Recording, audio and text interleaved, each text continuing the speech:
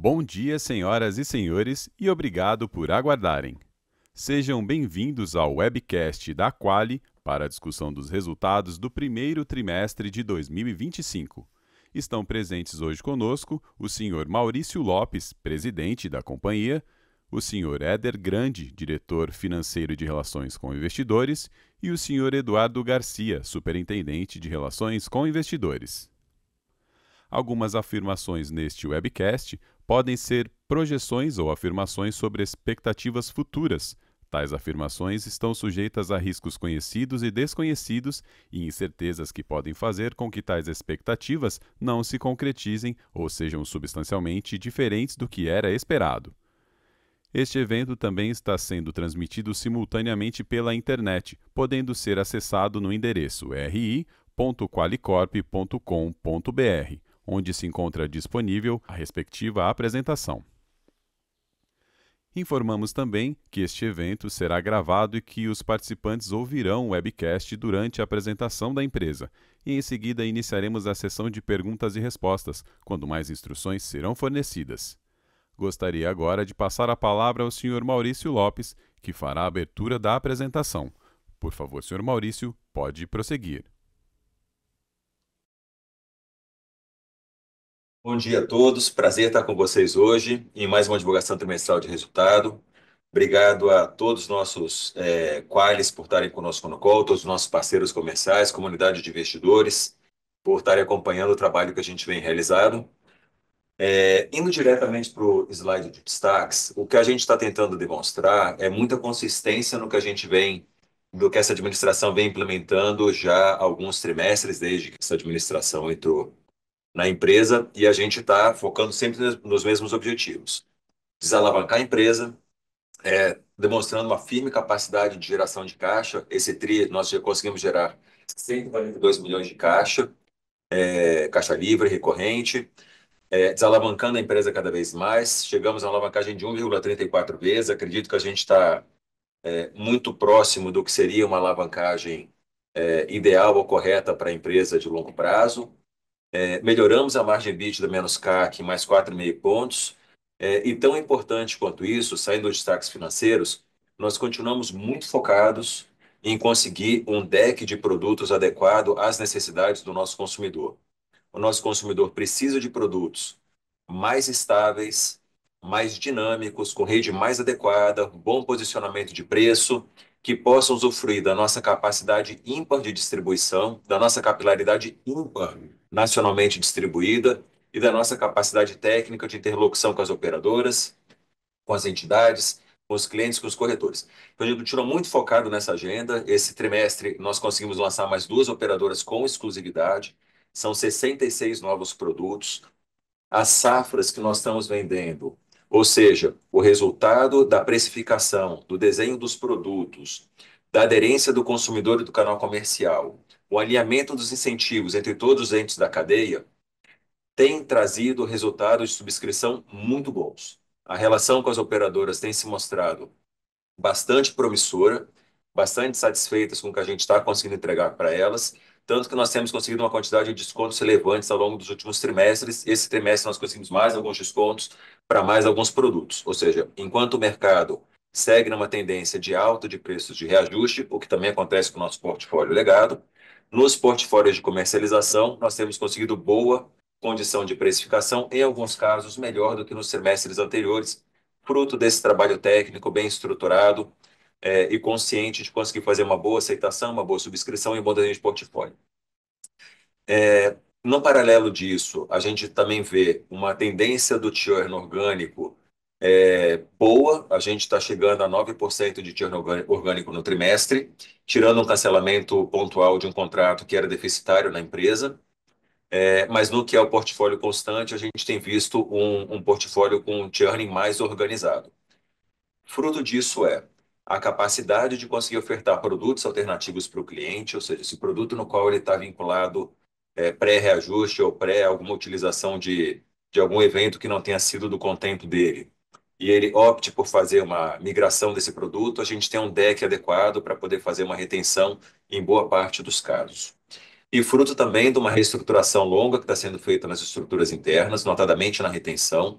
que é 100% internalizada, onde a gente tenta fazer a oferta do produto mais aderente à realidade que esse cliente, que potencialmente sairia da empresa, necessita para o próximo ciclo dele.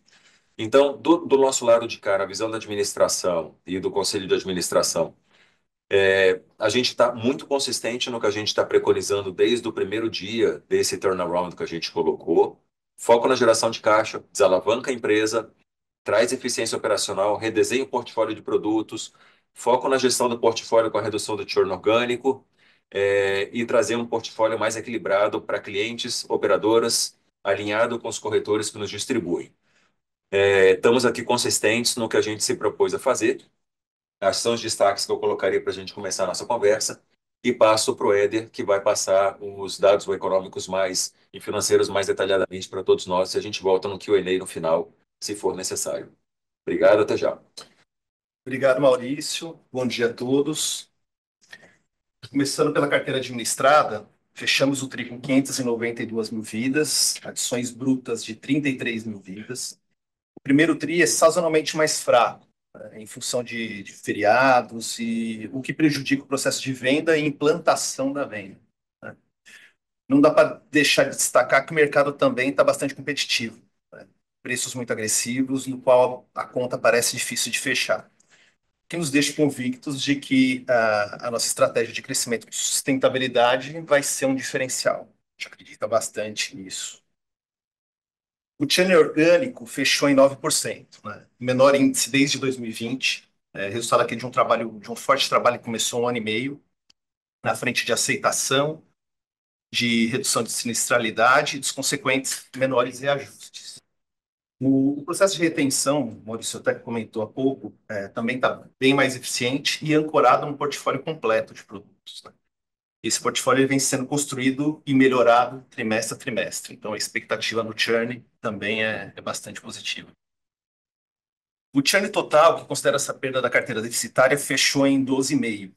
E em linha com o que a gente já vem falando nos trimestres anteriores, o foco da companhia é rentabilidade e geração de caixa. Então, carteira deficitária não faz sentido a gente manter, brigar por ela.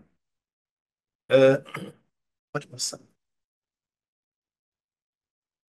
A receita reduziu 3,6% frente ao TRI anterior e 4,8% frente ao mesmo período do ano passado, em função da menor base de vidas, compensado parcialmente pelos reajustes, né? O CAC, nesse trimestre, veio abaixo dos períodos comparáveis, pela menor venda. E aqui também vale destacar que a gente vai continuar diligente na alocação de capital, porém atento às oportunidades de investimento. A gente vem olhando atentamente todas as oportunidades, e o que fizer sentido para a companhia. Se tiver que investir mais, a gente vai investir, mas sempre de uma forma diligente. A margem EBITDA melhorou 4,5 pontos em relação ao TRI anterior, demonstra uma melhor alavancagem operacional e deixa também a companhia numa condição boa aí para um momento de retomada. Despesa fixa. Fechamos com uma relação despesa-receita menor que no TRI anterior, 29,2%. Em relação ao primeiro TRI de 24, a relação aparente, enfim, ficou pior, mas na verdade é que no primeiro TRI de 24 a gente teve uma reversão de provisão de 11 milhões. Se a gente desconsiderasse esse efeito, a relação despesa-receita estaria muito em linha, né? Primeiro TRI 24 com o primeiro TRI 25. E as despesas variáveis também melhoraram em relação ao TRI anterior, mas ainda superiores ao mesmo período do ano passado, em função do aumento das judicializações e do desafio que a gente tem aqui com a inadimplência.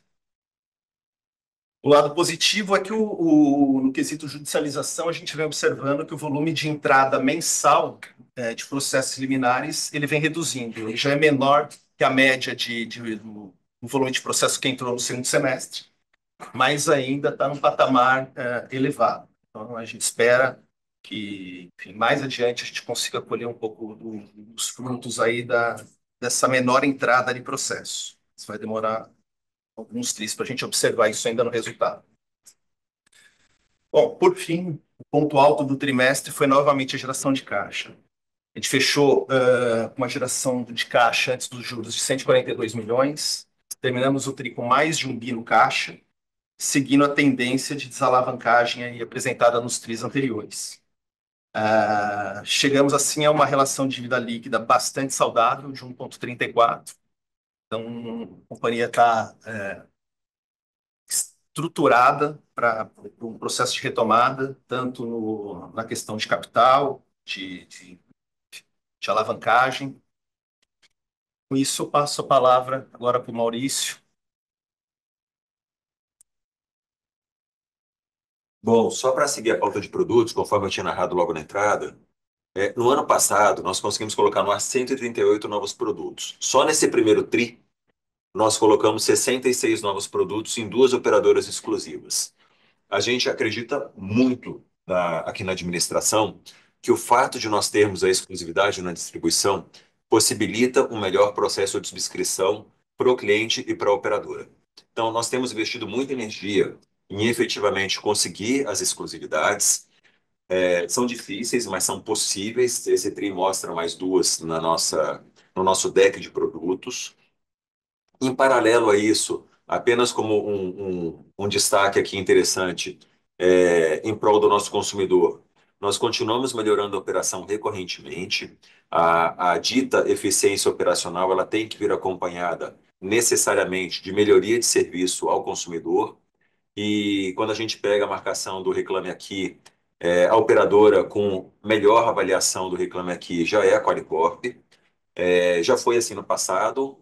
Nós perdemos durante algum tempo protagonismo nessa agenda, mas a operação tem trabalhado muito, se esforçado muito, o atendimento tem se esforçado muito, e nós temos conseguido melhorar bastante e melhorar e conseguir ter o protagonismo que a gente merece nessa agenda em prol do nosso cliente. Então, portfólio de produtos mais robusto, atendimento ao cliente de melhor qualidade, atendimento ao corretor mais diligente e atendimento à operadora de maneira mais clara. Eu acho que são os três blocos que a gente tem trabalhado aqui com muito dinamismo.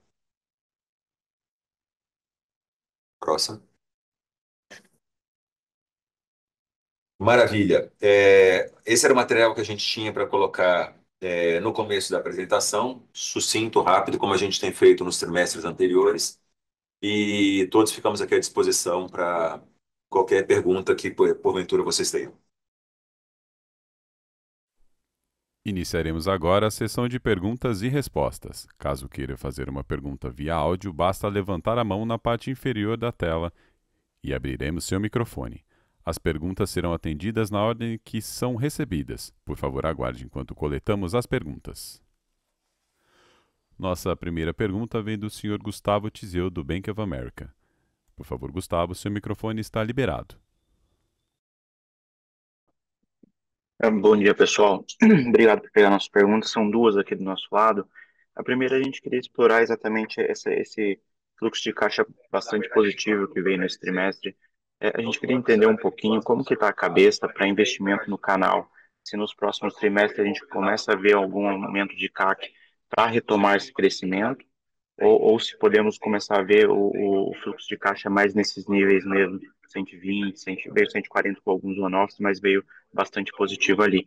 E a segunda pergunta, o setor vem num operacional bastante positivo, né, em termos de emelar as operadoras. A gente sempre fica na cabeça como que fica a receita de vocês, que são aquela receita que é optativa, né, que quando o pessoal vê um emelar um pouco pior, eles pioram a sua receita, quando está melhor, normalmente eles melhoram, que acho que é de corretagem.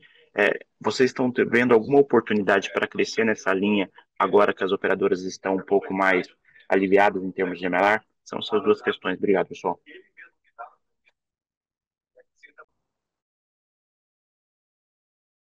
Fala, Tizio, Maurício, obrigado pela pergunta. Eu queria fazer uma abertura aqui, que acho que esse é o ponto mais importante na nossa visão. Nós estamos com caixa de mais de R$ 1 bilhão, 1 bilhão e 65, se eu não estiver errado no decimal aqui, na unidade do decimal. A tentação de colocar um CAC muito pesado na praça, a tentação de não fazer uma subscrição técnica com qualidade que proteja a relação do consumidor no longo prazo é grande. Nós poderíamos aqui, de maneira muito autônoma, aumentar o CAC de maneira muito forte com esse caixa que a gente tem aqui, com a geração de caixa que a gente tem feito trimestralmente, e voltar num cenário que nós já vivemos no passado, mas que essa administração não acredita que seja o cenário correto. E acho que essa é a pergunta que nós nos fazemos todo santo dia aqui. Se nós deveríamos colocar ainda mais CAC na praça para ter um volume de vendas maior, mas que talvez não seja um volume de vendas saudável para o cliente e para a operadora. Qual que é o nosso flywheel aqui?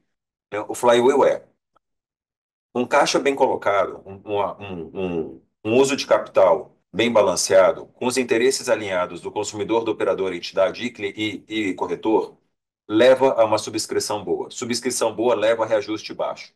Reajuste baixo leva a baixa judicialização e alta permanência do cliente.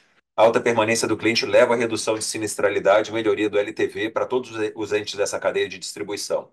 Um aumento do LTV, aumento de rentabilidade.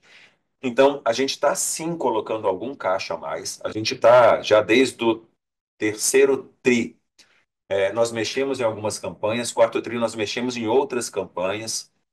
Estamos sendo um pouco mais flexíveis com alguns produtos que nós interpretamos que estão com a sinistralidade tão boa que merecem um pouco mais de volume de produção. Mas, assim, sempre sendo super reto com você na resposta, nós não colocaremos o volume gigantesco de caixa para trabalhar se não tiver cumprindo esses requisitos. Alinhamento do canal, foco na subscrição e foco no longo prazo. Nós não cairemos nessa tentação novamente. E essa é uma discussão muito forte que tem aqui com o Conselho de Administração, com a administração, com as operadoras parceiras, e a gente está super tranquilo nessa decisão. A visão é de longuíssimo prazo. Os acionistas estão bastante tranquilos com o caminho que a gente está trilhando, porque se você conseguir fazer pelo menos 2 ciclos de reajuste, com baixo reajuste e baixa sinistralidade de entrada, você tem uma satisfação do cliente muito grande, uma permanência do cliente muito grande. Então, a gente vai continuar obsessivamente aqui, não torrando o caixa, como já foi torrado no passado. E a expressão torrar aqui, eu acho que ela é um pouco forte, mas ela, graficamente, é o que eu queria tentar deixar para vocês, né, da não necessidade de fazer um bloco de vendas muito grande simplesmente por fazer. E sobre a sua segunda pergunta, que é o do MLR versus reajuste versus remuneração, a gente está com um nível de remuneração bastante interessante, acima de 18% no take rate. Parte dos contratos que foram firmados no passado põe um pedaço da comissão no risco, a gente interpreta que isso é o correto, é o que alinha a corretora, que é a dona, perdão, a operadora, que é a dona do produto, com nós que fazemos o bloco da distribuição. Então, acho que tem que ter alinhamento entre as partes. E nesse alinhamento entre as partes, obviamente, se o MLR cai, a gente pode ter algum tipo de surpresa positiva na nossa remuneração, posto que nós estamos saindo de um mundo de MLR, de sinistralidade, muito elevado, ou seja, deveria ter uma tendência de melhora no longo prazo. Paro aqui na resposta, mas só queria deixar super, super confirmada e estressada essa tese. A gente tem toda a tentação do mundo para botar o CAC muito forte para rodar na ponta e fazer coisas que nos levaram a uma situação que a gente não quer novamente. A gente vai continuar com muita disciplina na alocação de capital e muita disciplina em ter uma política de subscrição que privilegie o cliente no longo prazo. Obrigado. Perfeito, Maurício. Muito obrigado pela resposta. Muito bom. A próxima pergunta vem do senhor Felipe Amâncio, do Itaú BBA. Por favor, Felipe, seu microfone está liberado. Opa, bom dia, pessoal. São duas perguntas aqui do meu lado também. A primeira delas é sobre as despesas fixas, né? A gente observou aqui mais um trimestre com uma redução sequencial de despesas fixas recorrentes. Eu queria entender se a companhia ainda vê espaço para melhor aqui nessa linha, né? E qual que é o nível que a gente deveria encarar como normalizado recorrente daqui para frente. E a segunda pergunta, ainda até nesse tema, é sobre contingências e despesas judiciais, né? Se vocês pudessem compartilhar um pouco aqui da visão da companhia para esse tema, né? Se vocês têm expectativa de um menor nível de processos judiciais para o ano, ou se acham que isso aqui ainda tem potencial de alguma piora, só para entender um pouco da perspectiva da companhia aqui, por favor.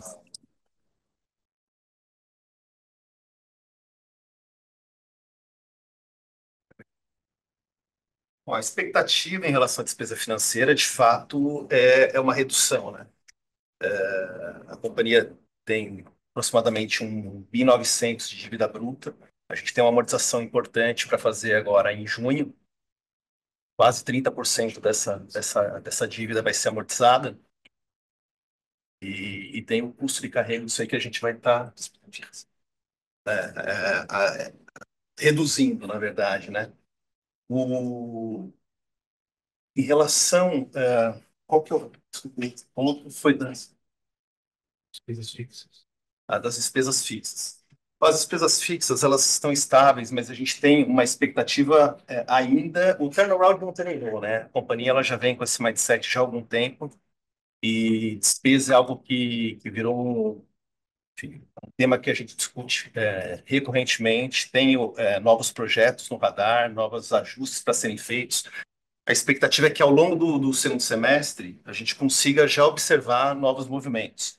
Muitos deles passam por viradas de sistema, mudanças em algumas linhas de negócio da companhia, mas tem oportunidade e a gente vai continuar obsessiva nessa frente de redução de despesa, tá?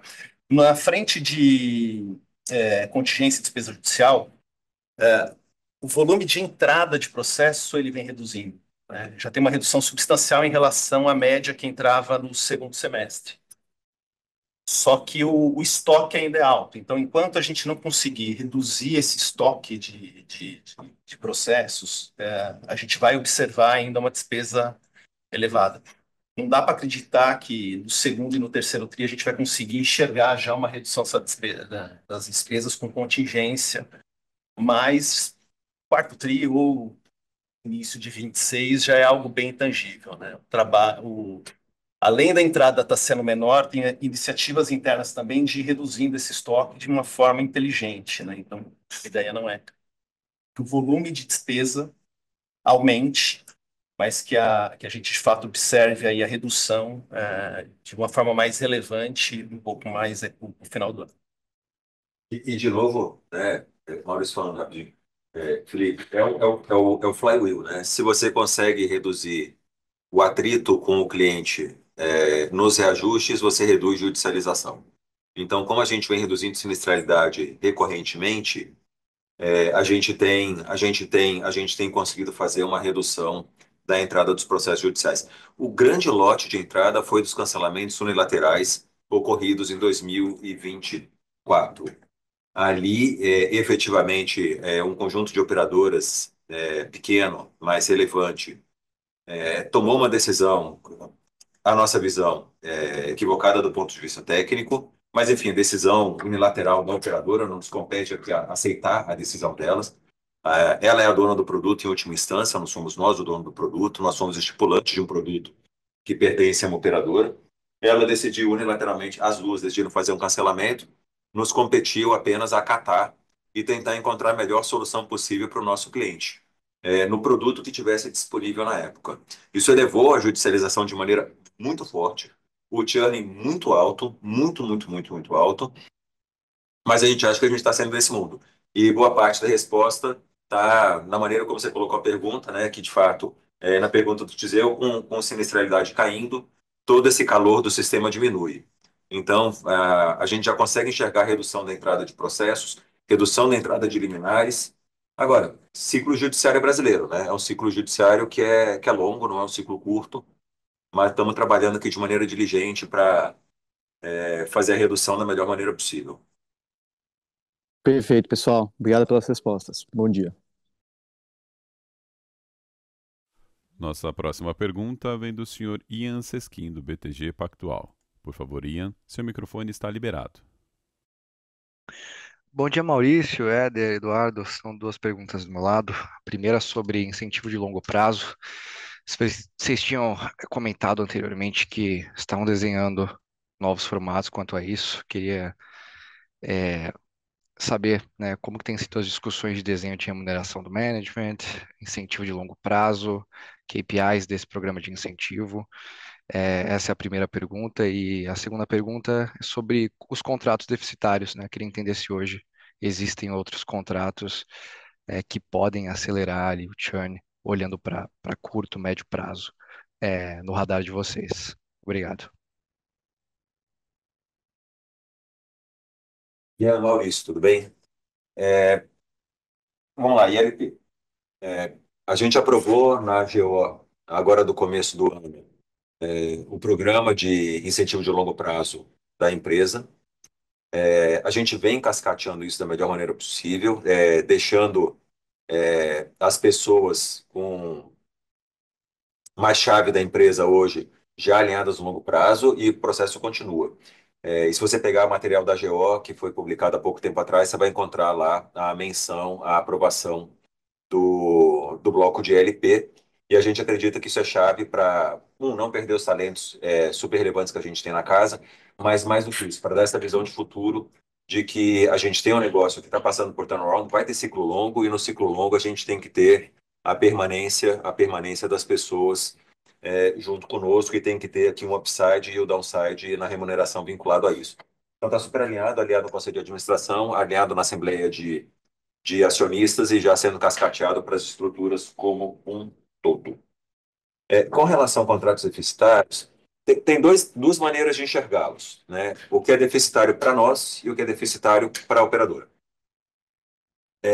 No caso do contrato que nós perdemos há pouco tempo, era um contrato deficitário para nós. É um contrato onde os take rates vinculados ao contrato não se justificavam, e nós acabamos abrindo mão do contrato depois de uma longa e exaustiva discussão junto com o estipulante e com o operador. Tem outros contratos que a pior discussão que a gente teve no ano passado, dos cancelamentos unilaterais, que são deficitários para as operadoras e potencialmente deficitários para nós também. Porque esses contratos que são deficitários lá, obviamente, eles já tiveram bastante discussão junto com a administradora, que tenta sempre preservar o direito do cliente aqui, proteger o cliente da melhor maneira possível, e vai fazendo o jogo de cessão de lado a lado até tentar chegar a equilíbrio. Mas em algumas condições o equilíbrio não é encontrado e a operadora exerce o direito dela unilateral de fazer o cancelamento. Ok, vamos aceitar isso como parte do processo e vamos tentar encontrar a melhor maneira de encaixar o consumidor. Nós ainda temos alguns portfólios que têm sinistralidade muito alta, é fato. E o que a gente tem tentado fazer junto com as operadoras é encontrar novos portfólios que consigam abraçar esses clientes, da mesma operadora, se possível for, esse é o desejável, mas que estejam mais aderentes a uma rentabilidade de longo prazo boa, a uma rede potencialmente mais restrita ou mais enxuta, a um processo coparticipado mais aderente à estabilidade de sinistro. Então, nos próprios ciclos de reajuste, o que nós temos tentado fazer com as operadoras é ofertar uma opção. O reajuste é de X%, mas nós temos um produto alternativo com X menos Y% de reajuste ofertado ao cliente. E a gente acredita muito nessa tese. É uma maneira de você manter o cliente na mesma estrutura de saúde, mantendo o histórico de saúde dele, mantendo a operadora com capacidade de entender a gestão de saúde desse cliente, e num produto que possa caber no bolso dele, ainda que tenha tido um reajuste alto, migrando ele para um produto de ticket um pouco mais baixo. É aqui que a gente está gastando energia. Tem operadora que topa, tem operadora que não tem apetite ou resiliência no longo prazo e acaba tomando a decisão alternativa, como nós vimos no ano passado, e acabou da maneira que acabou, como a gente acompanhou aqui na judicialização. Não sei se eu tinha respondido na integralidade, mas caso eu não tenha respondido, fico à disposição. Não, ficou perfeito. Obrigado, Maurício. A próxima pergunta vem do senhor Leandro Bastos, do Citi. Por favor, Leandro, seu microfone está liberado. Bom dia pessoal, obrigado. São três pontos aqui rápidos. Primeiro sobre vendas brutas, vocês falaram ali um pouco no começo de sazonalidade, mas também de um ambiente competitivo, né, de alguns preços que parecem estranhos. Queria pegar aqui um pouquinho dessa mensagem de competição, assim, se é em coletivo por adesão ou se vocês estão vendo, sei lá, ofertas de PME mais agressivas. E um pouco assim de o que que vocês estão vendo de tendência de vendas brutas para frente, né? Assim, peguei ali o comentário na pergunta do colega de que existe muita racionalidade, né, de como usar o CAC, mas vendo aqui os novos produtos, etc. Vocês estão imaginando que dá para melhorar um pouco essa performance do Q1. E essa seria ajustado para sazonalidade, né? Esse seria o primeiro ponto. O segundo é um follow-up sobre contingências, né? Como vocês mesmos falaram, assim, em muitos casos vocês são assim apenas os mensageiros, né? Vocês são estipulantes do produto. Queria entender como é que está um pouco a agenda de dividir assim um pouco dessa conta judicial ou até passar para a operadora, assim como isso vem evoluindo ou não. E por fim, Se puderem falar um pouco, eu sei que faltam ainda alguns meses, mas um cheiro assim do reajuste para esse ano, assim, como que vai caminhar comparado ao ano passado, etc. São esses os pontos. Obrigado.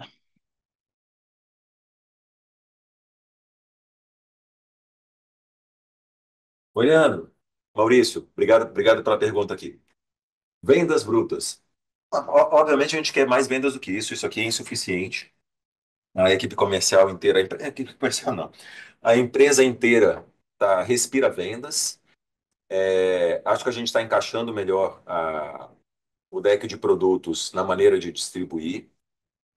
O primeiro tri, de fato, é um primeiro tri sempre mais sofrido, ainda mais quando você tem muito feriado ponte colocado ao longo dos meses do primeiro trimestre, isso aconteceu, então isso causa uma disrupção relevante do canal de distribuição, e a gente espera, eu não consigo te dar um guidance, por obviedade, mas está todo mundo bastante estimulado, que a gente está ficando com o deck bom e as vendas deveriam reagir de maneira relevante, gradativamente, ao longo dos próximos tris.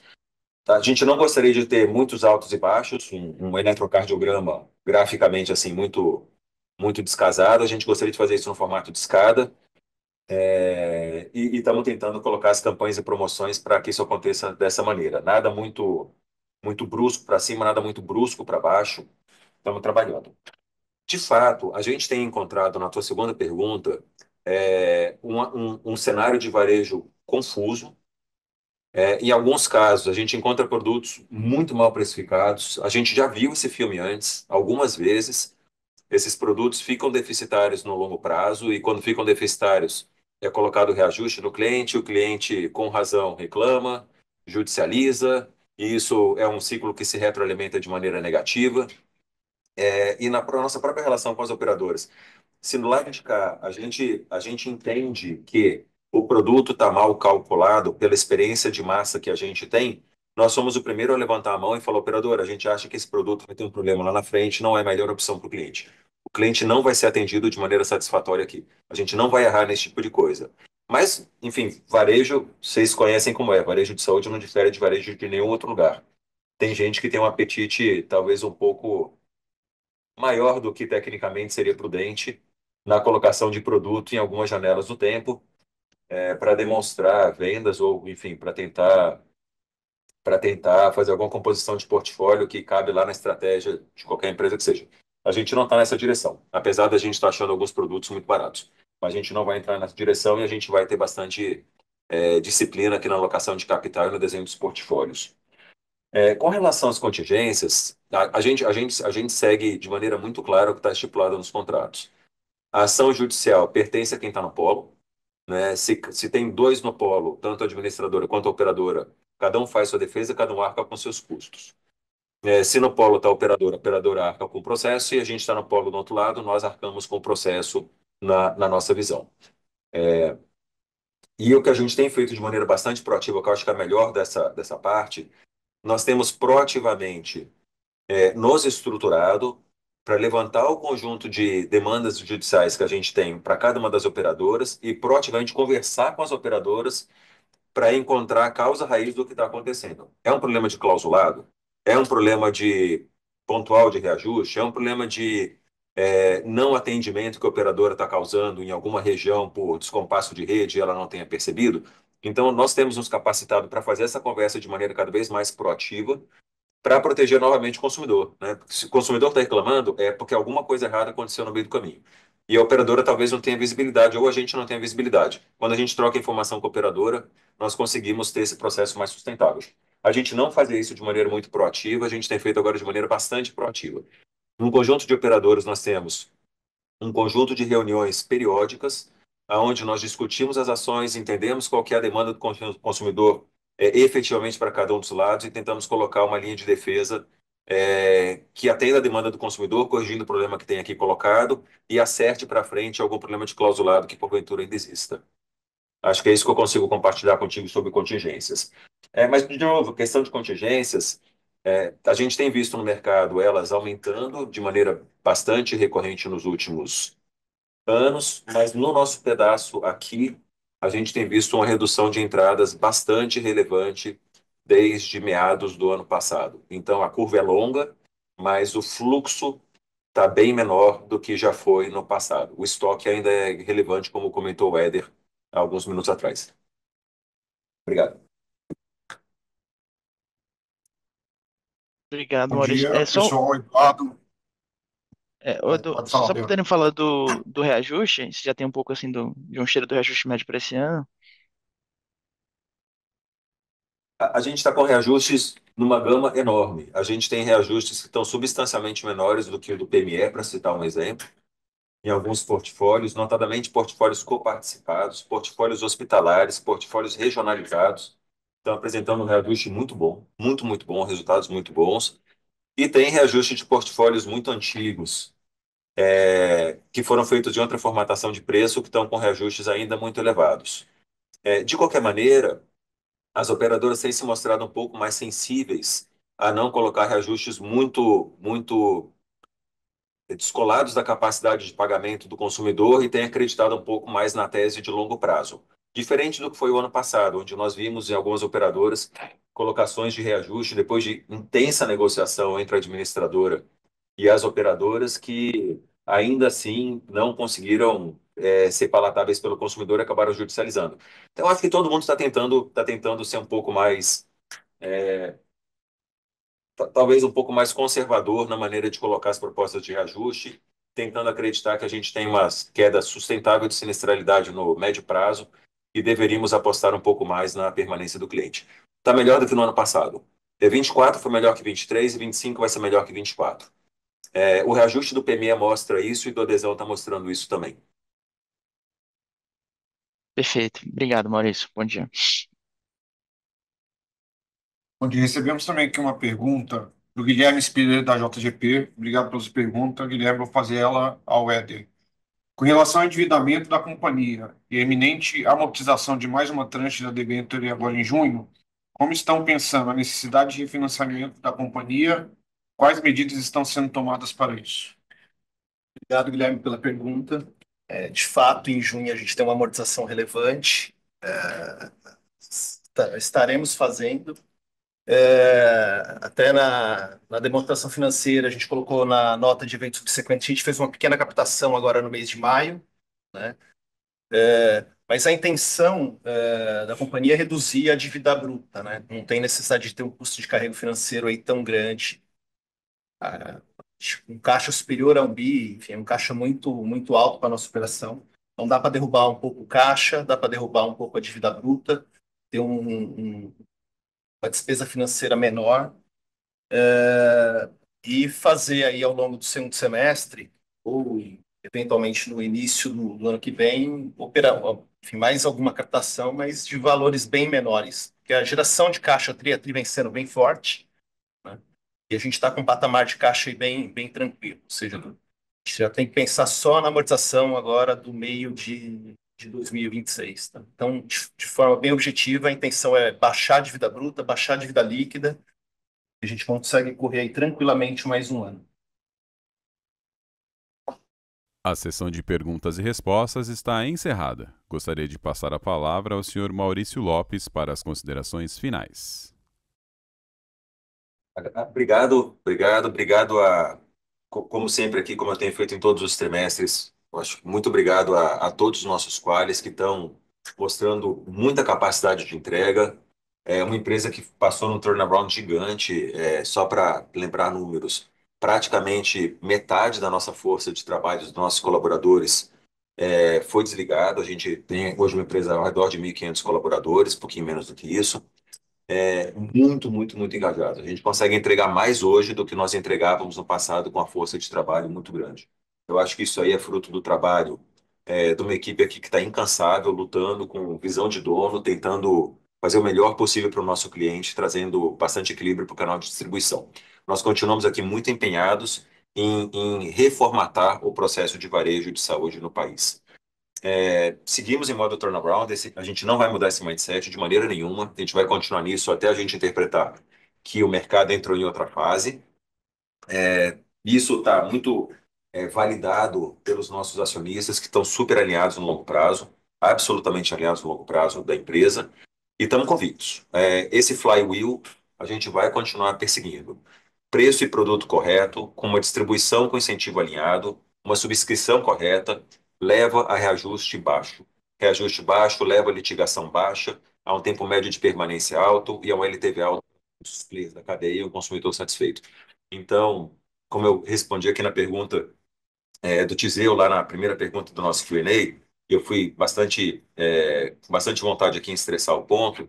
Por mais que mais de um bi no caixa nos leve a uma tentação grande de ficar fazendo uma distribuição que não condiza com esse flywheel, nós não faremos.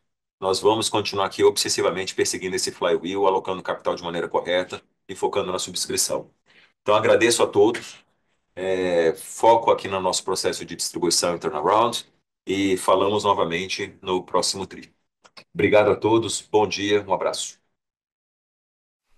Agradecemos a presença de todos. A apresentação de resultados do primeiro trimestre de 2025 da Quali está encerrada.